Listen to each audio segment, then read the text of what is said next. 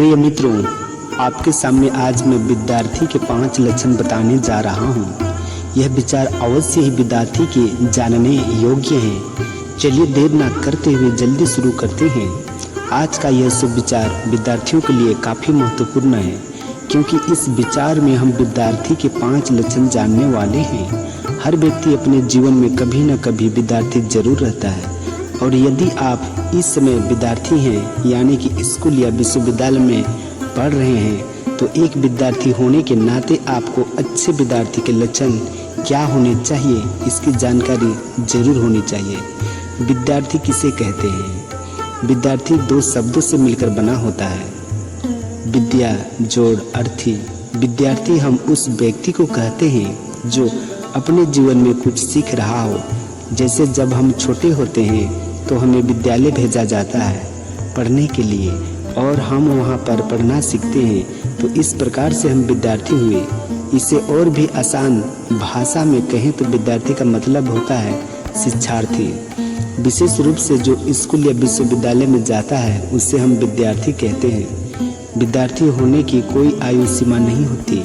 विद्यार्थी किसी भी आयु वर्ग का हो सकता है, फिर चाहे वो बालक हो, किशोर हो, युवा हो या फिर वयस्क हो, बस वो अपने जीवन में कुछ सीख रहा होना चाहिए। एक आदर्श विद्यार्थी के क्या गुण होते हैं? अभी हमने विद्यार्थी किसे कहते हैं यह तो जान लिया। अब हम बात करते हैं कि एक आदर्श विद्यार्थी के क्या गुण होते हैं। एक आदर्श विद्यार्थी का वर्णन करने के बहुत सारे तरीके हैं, जिसमें सबसे आम शब्द मेहनती है। इसके अलावा शिक्षा में अच्छा होना, समय पर होमवर्क जमा करना, नियमित रहना, कक्षा की गतिविधियों में भाग लेना और उच्च ग्रेड प्राप्त करना, ये सभी गुण एक आदर्श विद्यार्थी में होते हैं। संस्कृत में एक श्लोक है जिसमें एक आदर्श विद्यार्थी के 5 लक्षण क्या होने चाहिए, इसके बारे में वर्णन किया गया है। अगर एक विद्यार्थी को अपने जीवन में सफल होना है तो आचार्य चाणक्य के अनुसार उनमें यह 5 लक्षण अवश्य होने चाहिए। वो 5 लक्षण कौन कौन से हैं, इसके बारे में हम आपको विस्तार से बताएंगे। चलिए अब हम विद्यार्थी के लक्षण संस्कृत में विस्तार से देखेंगे, साथ ही उसका हिंदी मतलब भी जानेंगे। काक चेष्टा बको ध्यानम स्वान निंद्रा तथैव च अल्पाहारी गृह त्यागी विद्यार्थी 5 लक्षणम। तो यह है वो श्लोक जिसमें विद्यार्थी के 5 लक्षण बताया गया है। आइए इस श्लोक का क्या अर्थ है उसे एकदम अच्छे से समझेंगे। काक चेष्टा। प्रिय बंधुओं, काक का अर्थ होता है कौवा और चेष्टा का मतलब होता है प्रयास या कोशिश। काक चेष्टा यानी कि कौवे की तरह चेष्टा, कौवे की तरह कोशिश करना। आपने बचपन में कौवा की वह कहानी तो जरूर सुनी होगी जिसमें कौवा एक घड़े में पत्थर डालकर पानी ऊपर लाता है और अपनी प्यास बुझाता है। एक आदर्श विद्यार्थी के अंदर भी कौवे की तरह यह गुण होना बहुत जरूरी है। सभी विद्यार्थियों को अपने काम के प्रति लगातार प्रयास करते रहना चाहिए, इसी में फायदा है। बको ध्यानम। बको का अर्थ है बगुला और ध्यानम मतलब है ध्यान, यानी कि बगुले की तरह ध्यान लगाना। आपने कभी बगुले को शिकार करते हुए देखा होगा मित्रों?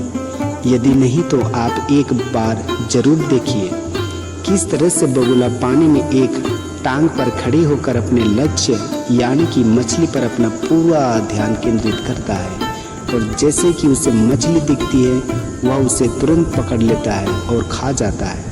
ठीक इसी तरह से एक विद्यार्थी को अपने लक्ष्य पर ध्यान लगाए रखना चाहिए, कभी भी अपने लक्ष्य से भटकना नहीं चाहिए।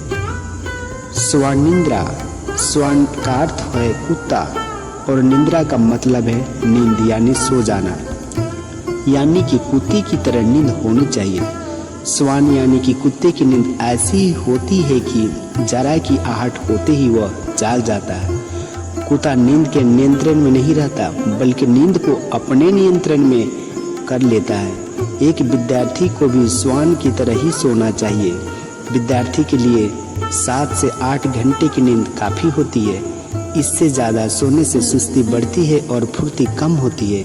इसलिए एक आदर्श विद्यार्थी की निद्रा श्वान की तरह ही होनी चाहिए।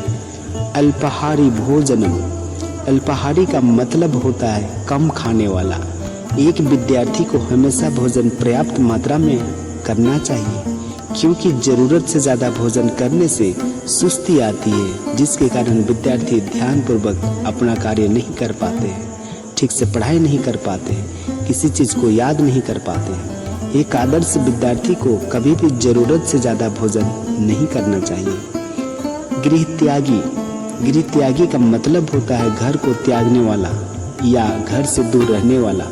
अगर किसी विद्यार्थी को पढ़ने के लिए घर से दूर जाना पड़े तो इसके लिए वह जरा भी संकोच ना करे, क्योंकि घर से दूर रहकर ही विद्यार्थी अपना अधिकांश समय पढ़ाई को देने में सक्षम होता है। घर की सुख सुविधा के कारण विद्यार्थी अपने लक्ष्य के प्रति केंद्रित नहीं रह पाता है।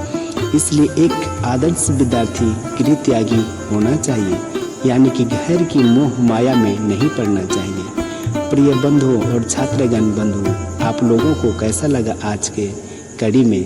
सिर्फ इतना ही। जय सरस्वती माँ। धन्यवाद।